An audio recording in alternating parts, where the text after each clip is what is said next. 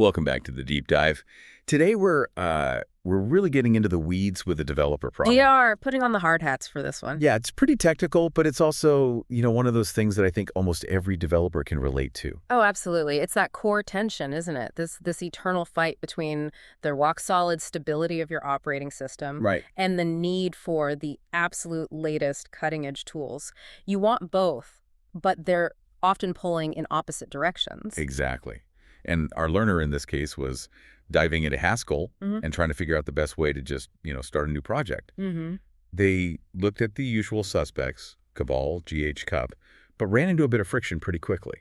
And it was that classic kind of friction. Little things like the default project not even having a readme.md file. It's small, but it breaks your flow. I see that. But more importantly, it's the whole issue of managing the compiler, GHC. With some of those other tools, you can end up with manual version tracking, polluting your global path. Oh. It gets messy. So that led them to Stack. And the big appeal, from what I'm seeing in the source, was that Stack does automated, isolated management of GHC. That's the key. You don't need an external tool like GHCup, which, funny enough, is often hard to find in Linux repos and might be on its way out anyway. So Stack is supposed to be this all-in-one solution. It handles the compiler, the project dependencies, and keeps it all tidy. Conceptually, yeah. It should solve everything right out of the box. But there's always a but. And that's our mission for this deep dive. How do you get the latest version of Stack installed when your OS is actively fighting you on it? Okay, let's unpack this setup. Let's get into the hard numbers because this really paints the picture. The developer was on a stable Debian-based system, Ubuntu 25.04. Okay. And when they checked the official repositories, the version of Stack available was, get this, 2.15.71? 2.15, okay. And what was the current version at the time? The current up-to-date version was 3.7.1. Whoa, okay. That is not a minor patch. That is a generational gap. Exactly. We're talking about moving from a 2.x feature set to a 3.x feature set. That's years of improvements, fixes, everything. And that chasm right there, that defines the life of a developer on a stable release. You nailed it. Yeah. You get the stability, but you're always working with legacy tools. But here's where it gets interesting. The developer, they installed the old version anyway. They ran apt install Haskell stack. So why do that? I mean, why not just go grab the latest binary from GitHub directly? It seems like an extra step. It's a great question, and it's a classic developer workaround. You're using the system's package manager as a bridge. The bridge. Yeah. By installing the old version through apt, you let the OS handle all the tricky stuff like prerequisite dependencies, setting up user profiles, all the little things a raw binary download might miss. I see. So you're leveraging apt for the initial setup, even though you know the software itself is ancient. Precisely. And the best part is, the moment they installed it, Stack itself basically yelled at them. What do you mean? The output from the old version gave a warning. Warning, this is an unsupported build. Please try the latest official build by running stack upgrade force download. Huh. So the tool literally told them how to fix the exact problem they just created. The tool for self-management prompted the self-management. It's perfect. Okay, so that brings us to the crucial next step. We have the outdated tool installed. Now we need to use its own upgrade command to replace itself. And this is where we have to be really surgical with the command line. The stack upgrade command has a ton of options, but for this mission, only 2 flags really mattered. And the command they used was stack upgrade force download only local bin.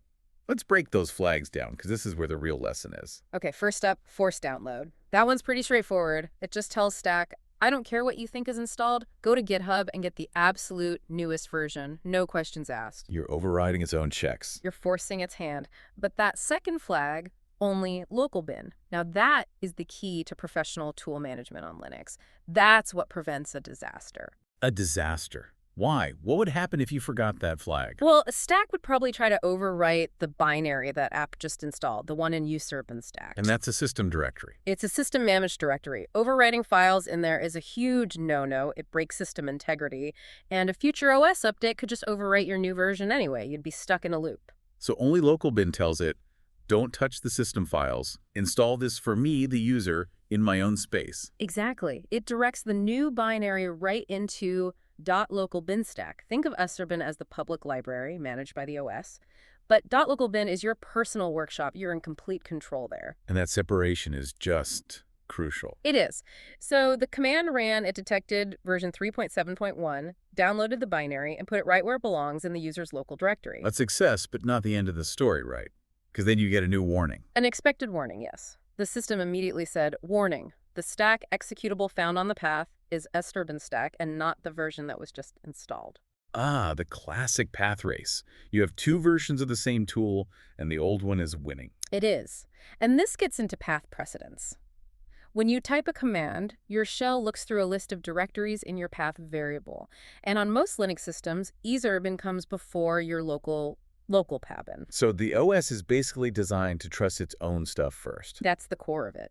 The OS is biased toward its own packages, and that bias is built right into the path order. So just installing the new tool locally isn't enough. This is where you have to become the, as the source calls it, the old software plumber. You've got to clean out the old pipes. Exactly. And there are two final steps to do that. First, surgical removal. They ran sudo apt remove purge Haskell stack. So you completely get rid of the competitors. The old system-level package is just gone. Gone. But even then, your current shell session might still remember the old path. It's cached. Right. So the final critical step is to reload the shell environment. Just a quick source, bash heart.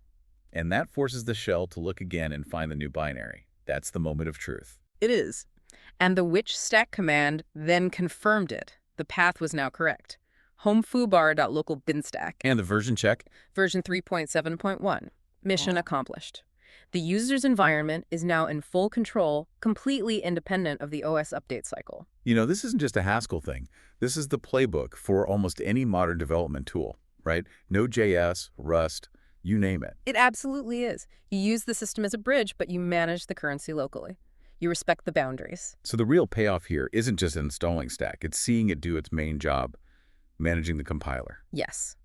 The final test was to launch the REPL, the read evil print loop, just doll stack repl. And this is where all that setup pays off. It really is. Stack just springs to life. It writes a global project file. It picks the latest stable snapshot of libraries, in this case LTest 24.24. So it's choosing a set of packages and a compiler version that are all guaranteed to work together. Precisely. And then it does the magic. It sees that the required compiler, GHC 9.9 v1.3, is missing, and it prepares to install it. And the crucial question, where does it install it? To a completely isolated location deep inside the user's stack directory. The source makes point of this.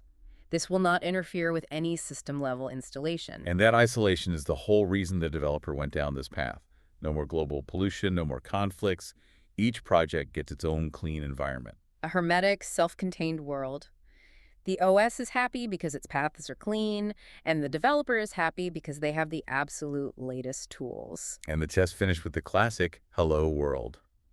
So we know it worked. It did. The whole stack, from the version manager to the compiler, all working in harmony, all controlled by the user. So if we step back, what's the big takeaway here? I think it's that this conflict between OS stability and developer tools is never going away. It's a constant. But well-designed tools like Stack give you a clean, isolated way out as long as you know how to do that initial plumbing correctly. So if you had to give one single tip to a developer facing this, what would it be? Never trust the repo version for your core dev tools. And always, always look for that only local bin flag, or whatever its equivalent is.